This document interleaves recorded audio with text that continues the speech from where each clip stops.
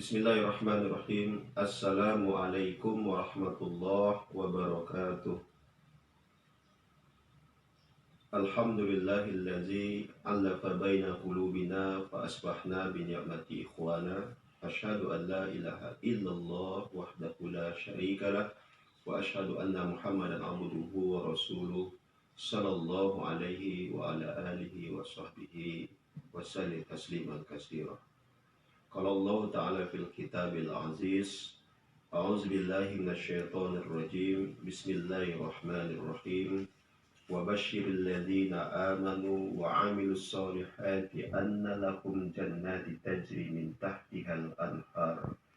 Kullama ruziqu minha min thamarati rizqan qalu hadzal ladzi ruziqna min qablu wa utu bihi mutasyabiha. Walahum fiha azwajum mutahharatu wa hum fiha khalidun. Shadaqallahul azim. Kaum muslimin, kaum muslimat, warga Perserikatan Muhammadiyah yang mudah-mudahan dirahmati Allah Subhanahu wa taala, marilah kita bersyukur kepada Allah Subhanahu wa taala, syukur yang setinggi-tingginya, syukur yang sedalam-dalamnya, karena Allah Subhanahu wa taala telah panjangkan umur kita, telah sehatkan badan dan pikiran kita, sehingga kita diberikan kesempatan oleh Allah Subhanahu wa taala untuk bertemu dengan Ramadan tahun ini, melatih diri kita menjadi hamba Allah yang berkualitas iman dan berkualitas dalam beramal. Salam dan salam kepada Nabi Muhammad sallallahu alaihi wasallam. Allahumma shalli ala Muhammad, tetap tercurah kepada baginda Nabi Muhammad SAW, kepada keluarga, kepada sahabat, dan kepada siapa saja yang mengikuti sunnahnya sampai hari akhir nanti. Bapak Ibu, kaum muslimin, warga Perserikatan Muhammadiyah yang dimuliakan Allah, menjelang kita menunggu saat-saat buka puasa, maka seperti biasa pada sore ini kita mencoba untuk mentadabbur Al-Quran, memahami Al-Quran, mencoba untuk melihat sejauh mana Allah Subhanahu wa taala memberikan pintu petunjuk dan hidayah kepada kita, sehingga kita pada sore ini akan membahas tema yang cukup menarik, yaitu tema perempuan yang dirindukan surga. Kaum muslimin dirahmati Allah Subhanahu wa taala, Allah Subhanahu wa taala memerintahkan kepada Nabi Muhammad sallallahu alaihi wasallam untuk menyampaikan kabar gembira kepada orang-orang yang beriman, kepada orang-orang yang beramal soleh, bahwa di akhirat nanti mereka akan mendapatkan balasan dari amal, balasan dari keimanan mereka itu berupa surga yang di dalamnya mengalir sungai. Dalam banyak hadis mutawatir, hadis sahih, Rasulullah SAW memberikan gambaran tentang surga. Dalam sebuah hadis qudsi, Allah Subhanahu wa taala berfirman, yang artinya, aku sediakan bagi hambaku yang soleh apa yang belum pernah dilihat oleh mata, belum pernah didengar oleh telinga, dan tak pernah terbetik dalam hati. Itulah surga.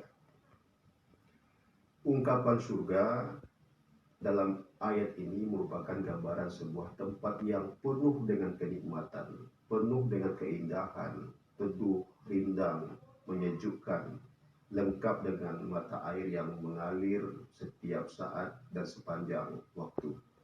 Tentu ini menjadi tujuan dari kita hidup di dunia, meraih ridho Allah, meraih keberkahan dari Allah Subhanahu wa taala demi untuk mendapatkan surga Allah Subhanahu wa taala. Kaum muslimin yang dirahmati Allah Subhanahu wa taala, khususnya bagi para wanita mukminah yang solehah, untuk mendapatkan surga, tentu bagi para wanita tidaklah sesungguhnya seberat apa yang harus berusaha dan diperjuangkan oleh kaum laki-laki. Dalam sebuah hadis riwayat Imam At-Tirmizi, Rasulullah SAW bersabda, "Iza sholatil mar'atu khamsaha," apabila seorang wanita menunaikan sholat fardu 5 waktu, menjaga sholat fardu, dia masuk surga. begitu mudah.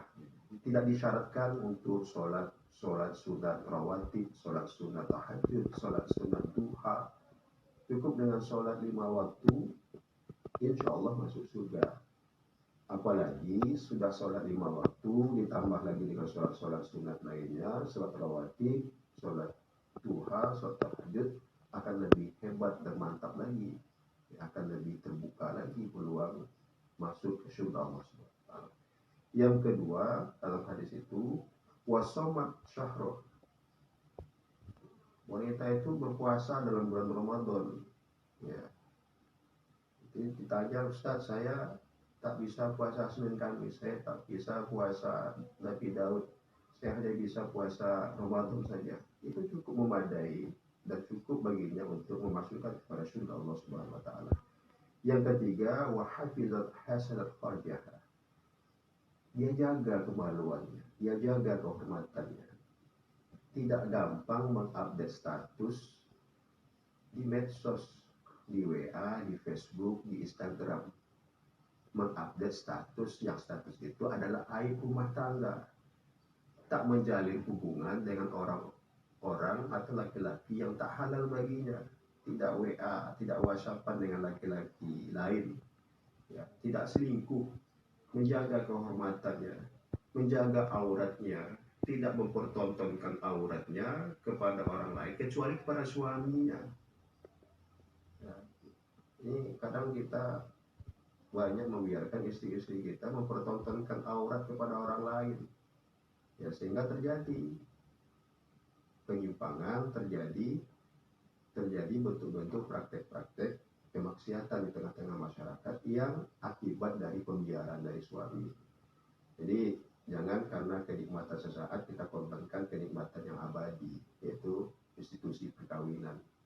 Jadi wahafizat hasanat farjaha, jaga kehormatan, jaga kemaluan, insya Allah Allah akan memasukkan wanita tersebut ke surga.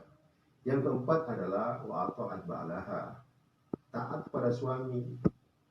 Tentu taat kepada suami dalam hal-hal yang ma'ruf, yang baik-baik saja. Kalau suami yang tidak taat, suami yang durhaka, nyuruh kepada mungkar, jangan taat, tolak dengan kebaikan, tolak dengan bahasa-bahasa yang lembut. Jadi kalau suami ngajak, yuk kita taklim, ayo kita sholat tahajud, ayo tutup aurat, ya, puasa Senin Kamis, wajib taat kepada suami. Ya, begitu mudahnya seorang istri masuk surga kalau bisa mendapat ridho suami. Jangan angkat suara, jangan terlalu besar suara, jangan terlalu tinggi suara ketika bicara dengan suami. Jangan gampang mudah sekali buka aib rumah tangga kepada orang lain. Jangan suka ngomelin suami. Ya. Jangan kita menjadi provokator, pembisik suami, supaya suami durhaka kepada kedua orang tuanya. Ini fakta-fakta di tengah-tengah masyarakat kita yang harus kita hindari kalau wanita-wanita muslimah, mukminah, istri-istri solehah ingin masuk surga Allah Subhanahu wa taala. Maka dengan demikian Rasulullah SAW menutup hadis ini dengan kilalaha udkhulil jannata min ayyi babin syi'ti. Dikatakan kepada mereka, masuklah kepada surga dari pintu mana saja yang kamu kehendaki. Masya Allah. Begitu mudahnya seorang wanita masuk ke surga Allah Subhanahu wa taala dengan mempertimbangkan keempat faktor tadi, keempat syarat-syarat tadi.